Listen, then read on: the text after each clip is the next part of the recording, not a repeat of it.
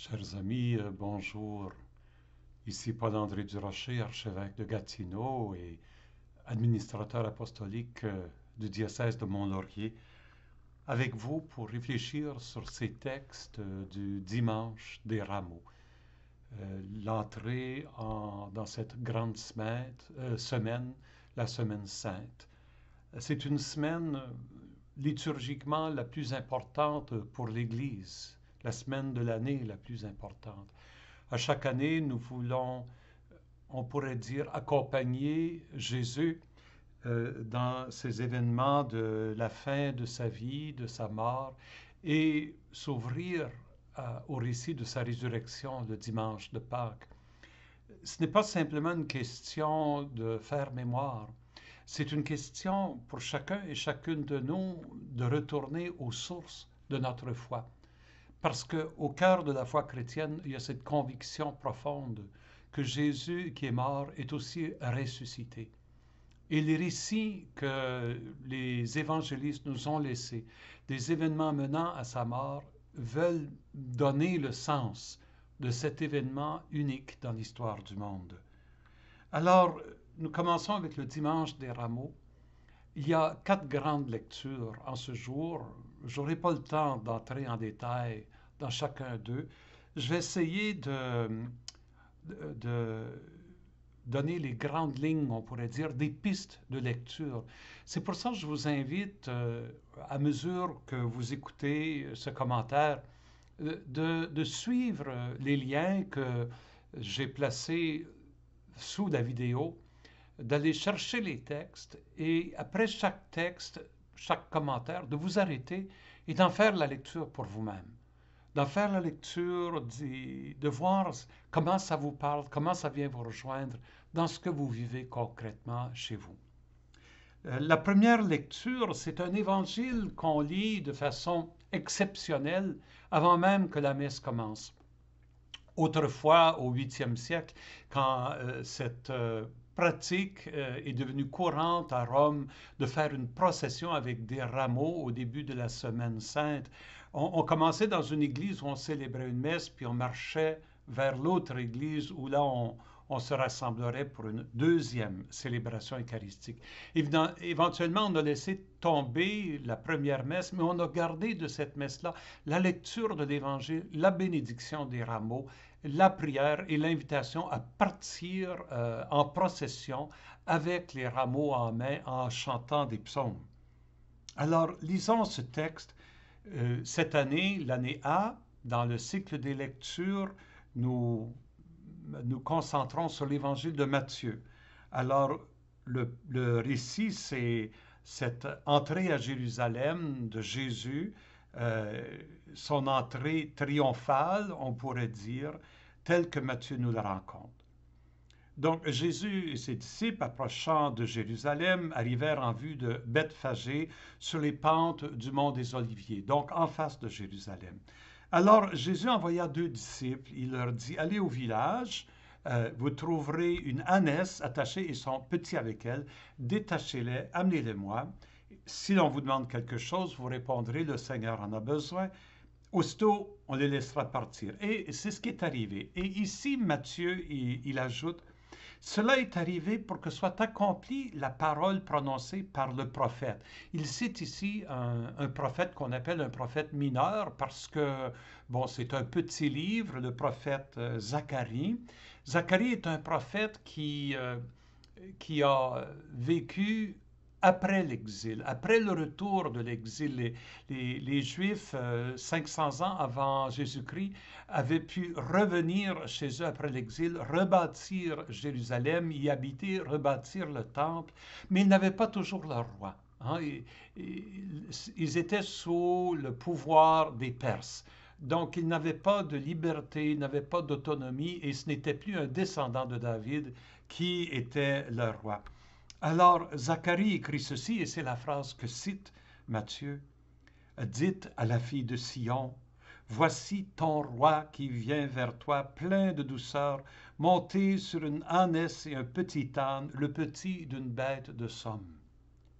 Un roi qui arrive non pas sur un cheval, non pas avec une armée, mais qui arrive comme bon, comme nos ancêtres arrivaient tout simplement sur une ânesse, sur un petit. C'est un peu une image d'un roi qui est humble, qui est proche du peuple. Et c'est un peu la vision que Zacharie a de ce Messie à venir un jour, qui sera humble de cette façon-là. Les disciples partirent et firent ce que Jésus leur avait ordonné. Donc ils amenèrent l'ânesse et son petit, déposèrent sur eux leur manteau, et Jésus s'assit dessus.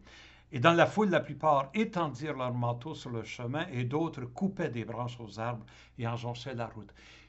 Vous comprenez, c'est un geste prophétique. Jésus choisit, il connaît cette prophétie de Zacharie, il choisit de prendre cette ânesse et ce petit âne. Il choisit on pourrait dire, d'incarner la vision de Zacharie, et c'est sa façon de dire, c'est moi, le roi qui vient vers vous, mais un roi humble, un roi qui est proche de vous. Et les gens, comment ils répondent? Les foules qui marchaient devant Jésus et celles qui suivaient criaient Hosanna au fils de David. Le fils de David, c'est le roi. Ils sont en train de dire, nous le reconnaissons, oui, c'est le Messie qui vient vers nous. Eux aussi connaissent la prophétie de Zacharie, ils la voient se réaliser devant eux, ils sont excités. Béni soit celui qui vient au nom du Seigneur. Hosanna au plus haut des cieux. Hosanna, c'est un cri d'acclamation qui, originalement, était proche d'une expression Seigneur, sauve ou Dieu, sauve-nous. Alors, c'est devenu une acclamation de Dieu qui vient sauver son peuple. Hosanna jusqu'au plus haut des cieux, que les anges chantent Hosanna aussi. Jérusalem voit ça. Il voit cette foule qui arrive. La foule arrive pour Pâques. C'est les pèlerins de l'extérieur, les pèlerins probablement de Galilée qui arrivent aussi. Et il voit ça, et il voit cette acclamation, et il voit Jésus qui entre à dos d'ânesse et d'un petit âne, comme Zacharie l'avait dit. Alors là, la ville est en proie à l'agitation, l'inquiétude, l'anxiété. Et il disait, qui est cet homme? Et les foules répondaient, c'est le prophète Jésus de Nazareth en Galilée. Intéressant ici, ils ne nomment pas le Messie, ils disent le prophète. La foule n'est pas certaine. Hein. La foule, elle est excitée, puis après ça, elle connaît moins l'excitation. On va le voir dans les scènes de la Passion. Cette foule est emportée par les émotions. Un peu comme nous aujourd'hui, hein? Il y a toutes sortes de réactions qui se passent, et puis bon. Mais, mais ce qu'il faut retenir de ceci, c'est le geste prophétique que pose Jésus en accomplissant la prophétie de Zacharie. Bon, si on était à l'église, là, on ferait la procession des rameaux. Et là, on se retrouverait dans le chœur, et là, la messe commencerait avec une prière d'ouverture et ensuite une première lecture. Et là, on n'est plus du tout dans l'acclamation. La première lecture est du prophète Isaïe. C'est un extrait du prophète Isaïe c'est un extrait qu'on appelle un des cantiques du serviteur souffrant. Il y a 4 passages. Le livre d'Isaïe est très très long, un des plus longs dans la Bible. Il y a 4 passages où Isaïe parle d'une figure. Est-ce que c'est de lui-même qu'il parle? Est-ce que c'est d'un autre? Mais de quelqu'un qui souffre à cause de son attachement à la parole de Dieu. Et nous aurons l'occasion d'y revenir parce que durant cette semaine, nous allons à chaque messe, lundi, mardi, mercredi, reprendre ces textes du serviteur souffrant. Mais regardons celui-ci d'aujourd'hui. Le Seigneur mon Dieu m'a donné le langage des disciples, hein, de quelqu'un qui écoute, pour que je puisse d'une parole soutenir ce qui est épuisé. Chaque matin, il éveille mon oreille pour qu'en disciple, j'écoute. Donc, le prophète, il dit, le Seigneur éveille mon oreille, mon écoute, afin que je puisse avoir une parole. Sa parole vient de son écoute. Est-ce que ça ne parle pas de Jésus, hein? Lui qui écoute la volonté du Père et qui la met en pratique dans sa propre parole, comme dans l'évangile de Saint Jean, il va dire ce que je dis, je l'ai entendu chez mon Père. Le Seigneur, mon Dieu, m'a ouvert l'oreille. Moi, je ne me suis pas révolté. Je ne me suis pas dérobé. Là, il annonce ou il parle de la persécution qu'il vit face à ses ennemis qui refusent sa parole. Ces textes ont été écrits 500 ans avant le temps de Jésus, n'oublions pas. J'ai présenté mon dos à ceux qui me frappaient et mes joues à ceux qui m'arrachaient la barbe. Je n'ai pas caché ma face devant les outrages et les crachats. Le Seigneur, mon Dieu, vient à mon secours. C'est pourquoi je ne suis pas atteint par les ouvrages. C'est pourquoi j'ai rendu ma face dure comme pierre. Je sais que je ne serai pas confondu. Cette confiance profonde du prophète devant les moqueries, devant les crachats des autres. Il dit, j'endurcis mon visage, je suis capable de l'endurer parce que je suis certain que le Seigneur me fera vaincre tout ça. Pourquoi on lit les cantiques du serviteur souffrant d'Isaïe durant cette semaine de la Passion de Jésus? C'est parce que pour les premiers chrétiens, la mort de Jésus sera un scandale, ils vont avoir de la difficulté à expliquer, mais comment se peut-il que le Messie, le roi, le Fils de Dieu, souffre ainsi et meurt?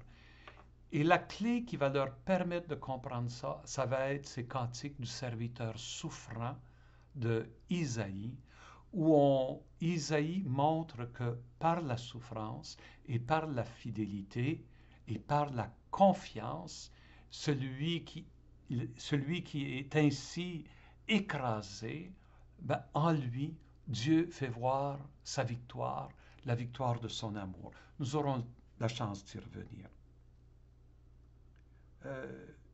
Moi, je vous inviterai à ce moment ici, vous savez, d'arrêter la vidéo et d'aller lire le texte pour vous-même, de prendre quelques instants pour y réfléchir. Et ensuite, vous repartirez la vidéo pour regarder la deuxième lecture.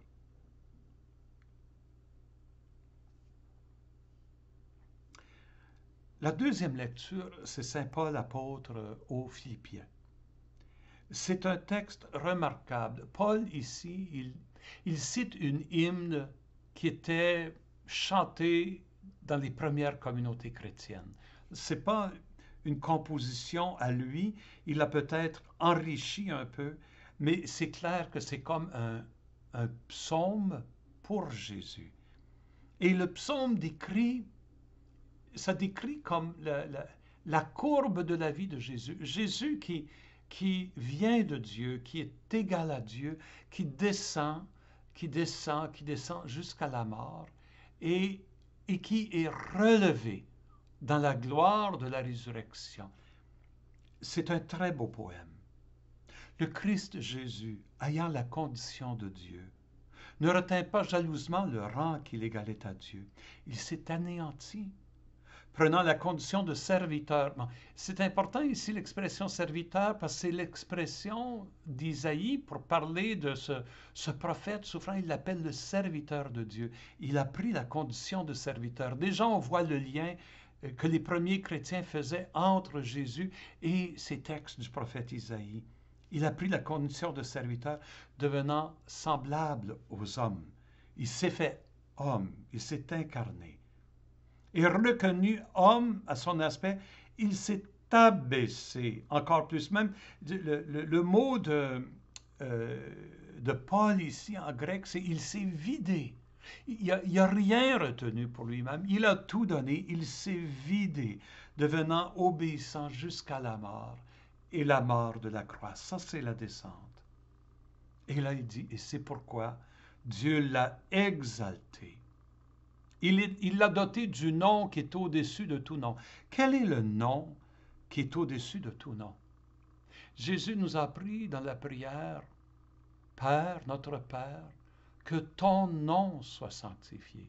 Le nom qui est au-dessus de tout nom, c'est Dieu. Et comment les Juifs appelaient-ils Dieu à l'époque de Jésus? Ils l'appelaient, il n'osait pas dire son nom, donc il l'appelait Kyrios, en grec, Kyrios, Seigneur. Adonai, en hébreu, Kyrios, en grec, qui veut dire Seigneur. Nous, on le traduit par Seigneur, Kyrios, Seigneur. C'est le nom de Dieu. Quand les Juifs priaient à Dieu, ils disaient Seigneur, Seigneur. Quand vous lisez les psaumes de l'Ancien Testament, vous voyez Seigneur, Seigneur. C'est le nom de Dieu qui se cache là. Donc ici, Dieu l'a exalté, il a donné à Jésus ce nom qui est au-dessus de tout nom, afin qu'au nom, à ce nom de Jésus, tout genou fléchisse.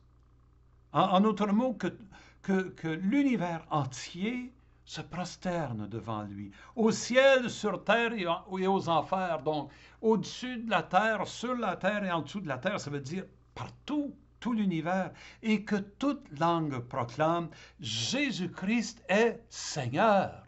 Jésus-Christ est Kyrios. Il a le nom de Dieu, il est avec Dieu, il est égal de Dieu, à la gloire de Dieu le Père. Paul ajoute, c'est pas en conflit ou en compétition avec Dieu le Père, mais c'était la gloire de Dieu le Père, parce que c'est le Père qui donne son nom au Fils. Et c'est pour ça que quand nous on prie dans la liturgie, on dit par notre Seigneur Jésus le Christ. On lui donne ce titre de Père. Encore une fois, prenez un instant, allez lire ce texte et revenez.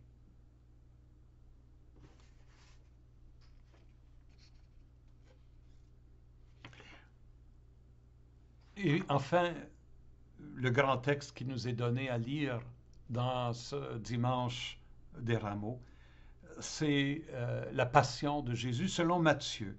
C'est très long. Écoutez, il y a deux longs chapitres, les chapitres 26 et 27. Je ne peux pas commenter tout ça, mais je vais essayer de vous donner un petit guide de lecture, quelques points à noter, de sorte que vous pourrez aller en faire la lecture par vous-même en pensant à ces points spéciaux. Vous savez, chaque évangéliste raconte la passion de Jésus, mais chacun le raconte avec des touches particulières, fait ressortir quelques aspects. Chaque évangéliste, on pourrait dire, son auditoire, qui est différent. Matthieu, lui, il écrivait pour une communauté de chrétiens qui étaient venus du judaïsme, des juifs qui avaient décidé de suivre Jésus. Donc sa communauté est enracinée dans les textes de l'Ancien Testament et continuellement, il va essayer de faire les liens entre ces textes de l'Ancien Testament et la personne de Jésus. On l'a vu dans la première lecture, le geste que Jésus pose pour accomplir la prophétie de Zacharie, le lien avec Zacharie. Continuellement, Matthieu va essayer de faire ce lien-là entre Jésus et les textes de l'Ancien Testament. Donc, ce que j'aimerais faire, c'est juste décrire les scènes de ce récit de la Passion. D'abord, un prologue. Matthieu 26, les versets 1 à 16. Le prologue, c'est, on pourrait dire, la mise en scène. Ça commence à Béthanie, donc en dehors de Jérusalem. À Béthanie, chez quelqu'un qui s'appelle Simon le lépreux. Est-ce que c'est quelqu'un qui... il ne pouvait pas être lépreux et vivre en ville. Les lépreux devaient vivre au loin, mais peut-être il avait été lépreux, il avait été guéri, peut-être. Peut-être c'est un homme qui aidait beaucoup les lépreux et donc on lui donnait le sobriquet. Mais c'est clair que c'est un homme qui est marqué d'une façon ou d'une autre par la proximité avec la lèpre. Et Jésus s'en va manger chez lui. La proximité de Jésus avec les pauvres, avec ceux qui sont rejetés, ceux qui sont à la marge. Et là, à ce moment-là, il va rentrer une femme qui va prendre une huile parfumée et qui va oindre la tête de Jésus. Oindre la tête, c'était un geste qui était réservé pour les rois. C'est comme si elle est en train de reconnaître que Jésus est roi. Les rois ont été oints, ils ont reçu une onction comme ça, elle le fait. Elle n'est pas un prophète ou un grand prêtre pour donner l'onction comme ça, mais elle le fait. Et Jésus reconnaît le sens de son geste. Encore une fois, c'est un geste prophétique qui révèle qui est Jésus. Mais tout de suite après, on voit Judas qui, choqué par cette scène, quitte et s'en va voir les grands prêtres à Jérusalem, donc près du temple. Donc on n'est plus chez les pauvres et les petits, on est là où se trouve le siège du pouvoir. Et là, il fait une entente avec les prêtres pour trahir Jésus pour une somme d'argent. Le geste prophétique de cette femme et le geste de perfidie qui trahit Jésus d'autre part. Quel contraste! Mais ça met en scène, on pourrait dire, ce qui va suivre pour Jésus. Donc la première scène, c'est la scène où Jésus célèbre la Pâque juive avec ses apôtres. Euh, et cette scène, elle est vécue entre, on pourrait dire, deux trahisons. La trahison annoncée de Judas et la trahison annoncée de Pierre. Avant de s'asseoir à table avec les apôtres pour partager la Pâque juive, Jésus, il dit, quelqu'un va me trahir. Et Judas, c'est pas moi. Mais Jésus dit, oui, c'est toi.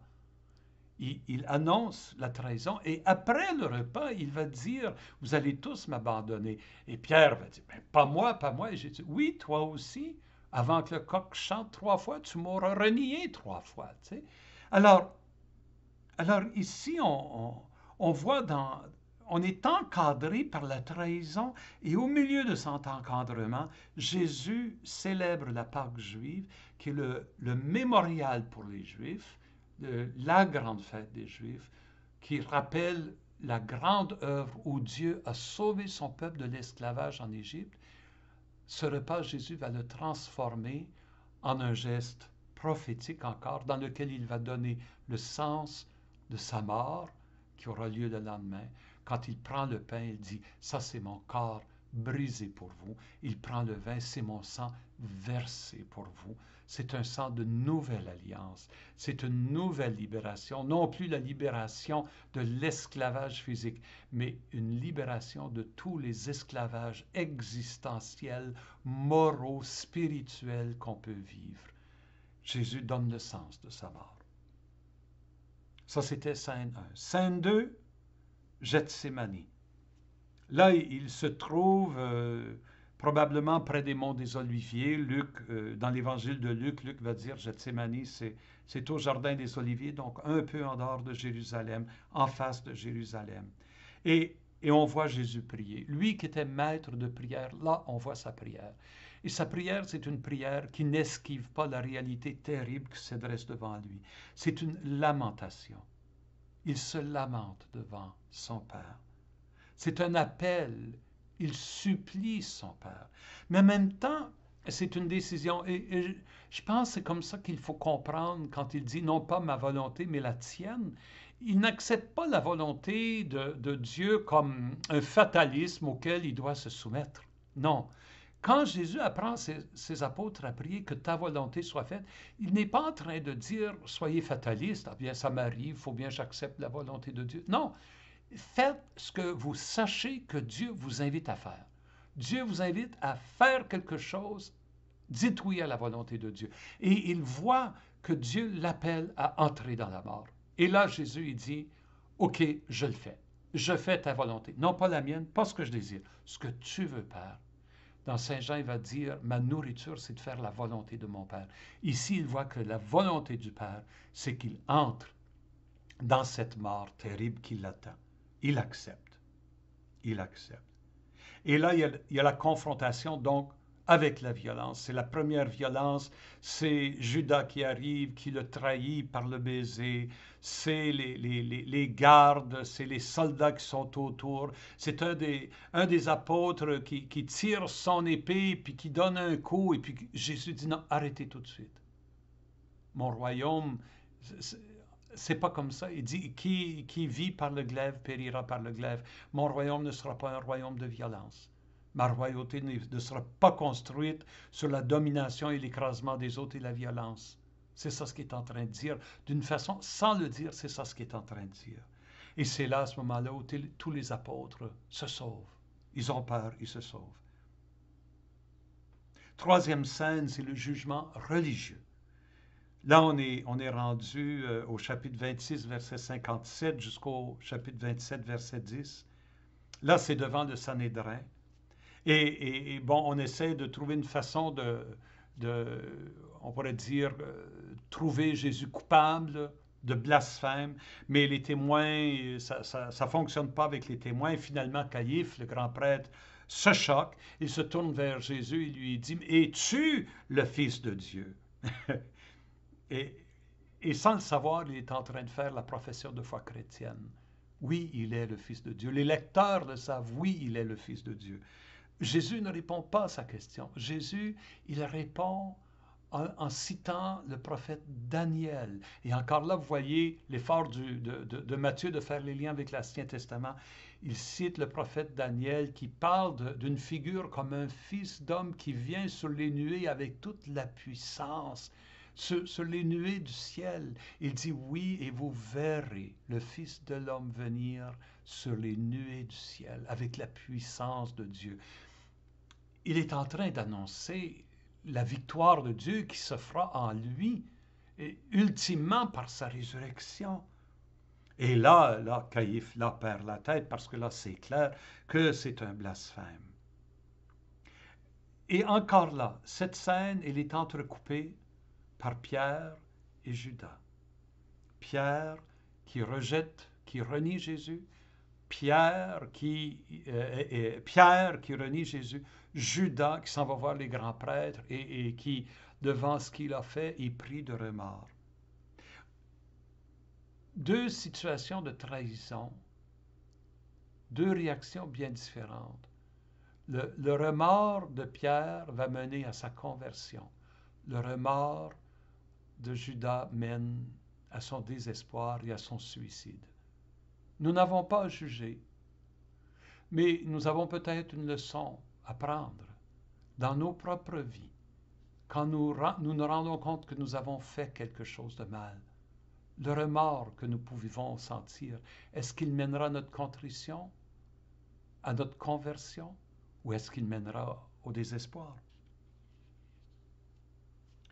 Scène 4, le jugement civil. On passe du jugement religieux au jugement civil. Chapitre 27, 11 à 31. Là, on est rendu devant Pilate. Bon, mais là, on est devant le pouvoir de l'empereur romain. Et évidemment, ça devient là une question de pouvoir, une question de es-tu un roi? Pilate le lui demande, Jésus dit rien. Il va amener Jésus devant la foule, il va dire, est-ce que je vous relâche Barabbas ou est-ce que je vous relâche Jésus qu'on appelle le Christ, donc le roi des Juifs. Donc, il reconnaît que certains donnent ce titre-là à Jésus. La foule, on le sait, va réclamer Barabbas. Et finalement, il y a cette scène fameuse où Pilate se lave les mains. Je suis innocent du sang de cet homme. Mais écoutez, ça c'est vraiment, il faut être infâme pour dire des choses comme ça quand il a le pouvoir de libérer de Somnat. De ne pas le faire, c'est de finalement décider sa mort. Et la réponse des Juifs, que son sang soit sur nous et sur nos enfants, c'est une réponse malheureusement, et là, il faut que je dise ça, malheureusement qui a été servie pendant des siècles pour accuser tous les Juifs du monde de déicide, et ça nourrit l'antisémitisme, un antisémitisme horrible chez les chrétiens et chez les chrétiennes pendant des siècles, qui a donné naissance à des violences contre les Juifs, dont la pire a été perpétrée durant la Deuxième Grande Guerre mondiale. Cette phrase-là n'est pas une phrase de culpabilité. Elle est une phrase, on pourrait presque dire prophétique. Dire que son sang soit sur nous, sans s'en rendre compte, on est en train de dire que le sang de la Nouvelle Alliance vienne sur nous aussi. Que le sang de la Nouvelle Alliance vienne sur nous. Nous prions, Jésus vient de dire ceci, le sang, mon sang versé pour vous, pour la Nouvelle Alliance. Et sans s'en rendre compte, le peuple est en train de dire que son sang vienne sur nous, le sang de la Nouvelle Alliance. Ça aussi, il y a un sens prophétique à cette phrase profonde. Et c'est malheureux qu'on s'en soit servi pour faire souffrir toute une nation, tout un peuple. Et la scène finit avec les soldats qui se moquent de Jésus. Lui donnent tous les signes de la royauté, une couronne, mais une couronne d'épines, un sceptre avec lequel il le bat, un torchon rouge pour se moquer de la robe rouge, du vêtement rouge que porte l'empereur. Alors vraiment, la royauté de Jésus, elle est bafouée, on s'en moque, c'est comme si c'était une royauté vide, une royauté de clowns. Nous pouvons voir que c'est la seule royauté qui compte vraiment. C'est derrière l'impuissance de Jésus se cache la puissance de l'amour, finalement. Scène 5, on arrive à la fin. Scène 5, c'est la croix. Chapitre 27, versets 32 à 54. Et ce que j'aimerais faire ressortir ici, c'est le cri de Jésus. Mon Dieu, pourquoi m'as-tu abandonné? Si vous lisez tous les textes de la liturgie d'aujourd'hui, vous allez voir que c'est le psaume que l'on chante entre la première et la deuxième lecture. C'est le psaume 22 avec le refrain « Mon Dieu, pourquoi m'as-tu abandonné ?» Oui, le psaume commence comme ça. C'est un cri vers Dieu de quelqu'un qui est comme dans la pire situation de sa vie. Peut-être déjà certains d'entre nous, on pourrait le prier, on se sent abandonné de Dieu peut-être dans ce qu'on est en train de vivre, dans les épreuves qui sont les nôtres. Mais le psaume ne finit pas. Le psaume 22, lisez-le jusqu'au bout. C'est un psaume qui décrit les souffrances, la peine, la misère, l'épreuve, mais il ne finit pas sur une note de désespoir. Il finit au contraire, en proclamant Dieu qui vient délivrer. Et ce qui est extraordinaire à propos du récit chez Matthieu, de la mort de Jésus sur la croix, c'est que c'est la mort, Jésus, il meurt presque après avoir dit les premiers mots de ce psaume, il meurt, et là c'est comme si la nature répond en annonçant la victoire de Dieu. Le tremblement de terre, comme le tremblement de la montagne du Sinaï quand Dieu est venu donner l'alliance aux Juifs, les tombes qui s'ouvrent et des morts qui ressuscitent, un peu comme Lazare. C'est peut-être un écho de la résurrection de Lazare là qu'on a chez Matthieu, mais déjà ça annonce la résurrection du Christ. Le voile du temple qui se déchire en deux, c'est dire que le Saint des Saints, la demeure de Dieu, elle est comme... il n'y a plus de séparation entre Dieu et nous. Dans la mort de Jésus, c'est comme si la distance entre Dieu et nous, elle est surmontée de sorte qu'il n'y a plus de séparation. Et les soldats païens qui disent vraiment, celui-ci est le Fils de Dieu, ils sont tellement étonnés de ce qui arrive qu'ils font une profession de foi, une profession de foi extraordinaire. Alors, c'est comme si la scène du calvaire, c'est déjà la scène de la résurrection chez Matthieu. Les mots de Jésus qui commencent le psaume 22, il s'achève, non pas avec sa mort brutale, mais avec tous ces signes de vie, naissance et de transformation extraordinaire. Et finalement, il y a l'appendice, le tombeau, qui est vraiment tout simplement une mise en scène pour le récit de la résurrection, pour ce qui va suivre le dimanche matin de Pâques. Alors encore ici, je vais vous inviter à aller lire ce texte pour vous-même, mais avant d'y aller, juste une petite réflexion. Nous entrons dans cette semaine sainte, nous allons lire des textes sur la souffrance et sur la mort. Et nous-mêmes, nous vivons une situation où nous souffrons. Beaucoup d'entre nous, pour nous, cette situation est une situation de souffrance. C'est une épreuve profonde. Et nous sommes entourés de morts. Nous entendons le nombre des morts qui montent et ça ne peut pas faire autrement que nous faire penser à notre propre mort, à notre propre fragilité. On sent comme si on est tous en train de jouer à la roulette russe en se demandant lequel de nous va y passer. Et comme société, on n'est pas habitué à confronter la souffrance et la mort. Cette semaine nous est donnée pour regarder et méditer cette réalité humaine. Nous ne pouvons pas éviter la souffrance dans notre vie. Nous ne pouvons pas éviter les épreuves. Nous ne pouvons pas éviter la mort. Comment Jésus l'a-t-il vécu? Et comment sommes-nous appelés à le vivre, nous aussi, ici, maintenant? Que cette semaine sainte soit pour nous l'occasion de découvrir qu'au cœur de la mort, il y a un mystère d'amour et de vie qui nous attend. Et c'est avec cette pensée que je vous bénis au nom du Père, du Fils et du Saint-Esprit. Amen.